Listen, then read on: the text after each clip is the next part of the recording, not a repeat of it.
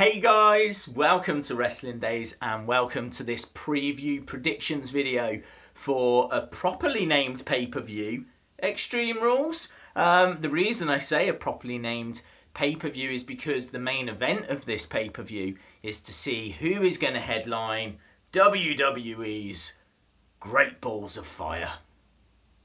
I've no idea who thought that was a good idea at Titan Towers. But, yeah, there's a bit of news to go through first. I was just reading about 5-Star Wrestling. It is proper kicking off. They've got, like, that 130-odd man tournament. They're the people that offered CM Punk the $1 million to come over and compete in that tournament. Looks like that whole thing's off. And there's, like, loads and loads of independent wrestlers that are, like, kicking off. So Twitter is just alive at the moment with UK indie stars just absolutely laying into that promotion, 5-Star Wrestling. That is not good times for them. And yeah, this weekend there's a few Comic Cons going on. I'm quite tempted to go to one. I think there's one in Birmingham, which is kind of like leading the likelihood race. What? Yeah, but Honky Tonk Man's there, so I'd love to go and meet Honky Tonk Man. So I'm a little tempted for that.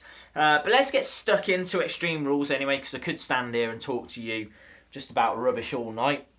So, Extreme Rules. How cool is the Extreme Rules poster?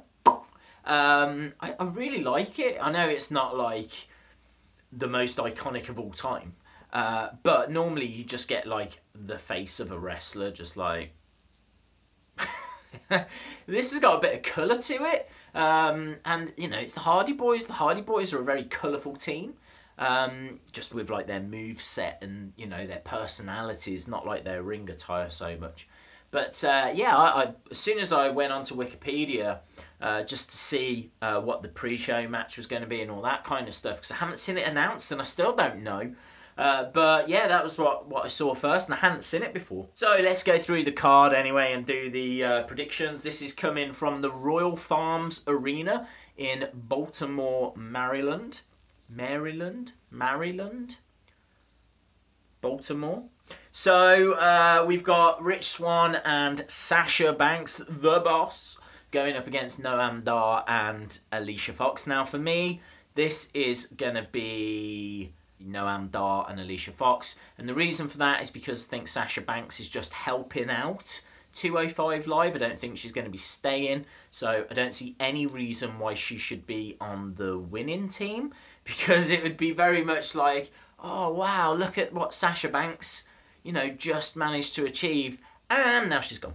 So surely you're going to want people that are staying in 205 Live to pick up the victory. I mean, this to me is logical. Which means it probably won't happen. So don't be surprised to see Sasha Banks and Rich Swann win. But personally, if I was booking this, I would want to make the 205 Live competitors look the strongest. So we'll have to see, but largely who cares anyway. Next we've got Neville against Austin Aries, and I'm pretty sure they're going to give this to Austin Aries. There's only so long they can, you know, stop him, but for me, I would keep it on Neville. I just think that Neville's still doing great work. I think it needs someone that's maybe even better than Austin Aries, as crazy as that sounds, because you know he's so experienced and he's so great in the ring and he's really good on the mic, but something just hasn't connected. I'm not desperate to see Austin Aries win it. It could just be the booking. But I really want that moment. I really want that person to, you know, defeat the king of the cruiserweights. So I'm not sure who that person is. There's no one really showing themselves to be that person. I think that's a big problem in 205 Live. 205 Live's got huge problems. But yeah, for me, I would keep it on Neville. But I think they'll put it on Austin Aries. Next up, we've got the Hardy Boys against Sheamus and Cesaro, and I'm into this. I really like the fact it's a cage match. Love old school cage matches. The Hardys inside of a cage, I think, is going to be, you know, off the top of the cage, lots of big spots. But then also, I think you've got like Sheamus, who's going to be throwing some bombs in there, you know.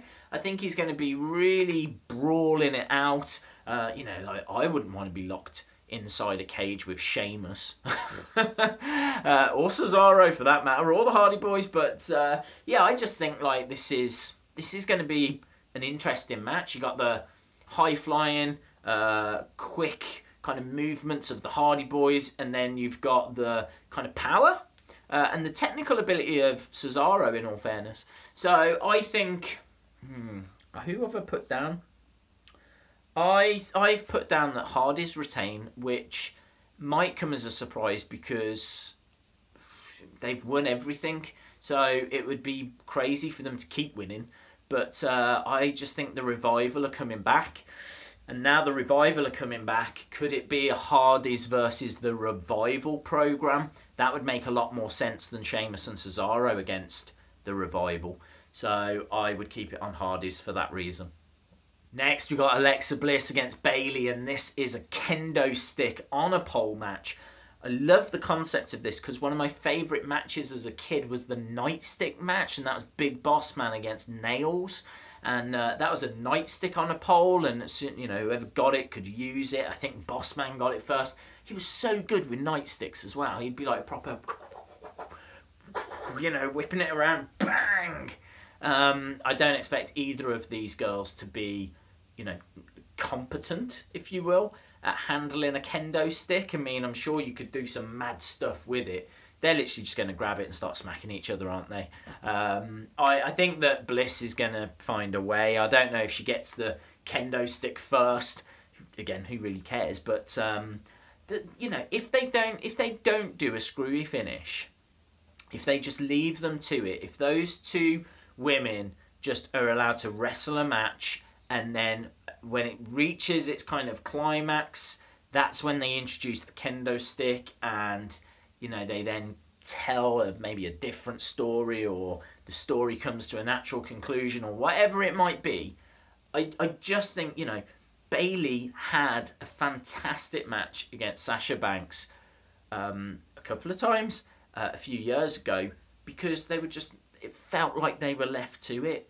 And I just think that Raw it gets too involved. They need to leave these women alone, let them do what they do best, which is wrestle in the ring. You know, they're the equal of the men. But I fear for a screwy finish. I fear that the booking team are going to be all over this. And it's going to result in just being a so-so borderline awful match. I don't see Bayley winning. I think this is Alexa's time, and I think, you know, whatever happens, Alexa Bliss is going to keep that title. Next, we've got Ambrose against The Miz, and for me, it's The Miz all day long. I don't mind if Ambrose moves up the card and starts competing for the Universal title. I don't mind if he moves down the card and starts feuding with the Drifter. I just don't care. He's not doing enough for me, and his segments aren't standout segments for the right reasons. And I think this has been a very flat Intercontinental title run. Get it off him, put it back on The Miz. The Miz on the mic is gold. And that brings us to the main event. So you've got Roman against Seth, against Finn, against Samoa Joe, and the other one who I've forgotten is Bray Wyatt. I'm right to forget about Bray Wyatt. You might as well forget about Bray Wyatt. Bray Wyatt is not winning this match. So I think you can forget about Bray. I don't see Seth doing it. I just don't see that happening. I think it's down to Finn or Roman. Personally, I would love Samoa Joe. I think Samoa Joe would be fresh in that main event scene. And it'd be interesting to see him going up against Brock. You know, I mean, I don't know how many more years Samoa Joe's going to have. 3, 5 at an absolute push, I'm not sure. So I wouldn't be waiting around. I would do it. I would go with Samoa Joe, the Destroyer, against the Beast. I don't know if you're going to be able to sell people on that. Maybe you can sell them more on the Demon versus the Beast, or the guy. I think Roman's winning this. I think this was going to be Roman Strowman for the last time. Unfortunately, Strowman got injured, and so they can't have that match now, which is why Roman finds himself in this #1 contenders match. But I think the plan all along was for it to be Roman Brock, and I think that's what they'll do. Unless they hold off and just do it like next year at WrestleMania, like the rumours were. There's every chance they do it now and at WrestleMania. God, Vince loves Roman, doesn't he? I don't mind it being Balor. I would love it to be Samoa Joe. I fear it's going to be Roman Reigns. And that's it, guys. So I'd love to know your thoughts. If you like the video, please give it a like. Drop your comments in the comments below. Hit the subscribe if you haven't already, because obviously we're going to do reactions and we're going to do reviews. And, well, I already know there's like a million videos coming up. So watch this space. Awesome. Thanks a lot for watching, and hopefully see you again next time. Bye for now.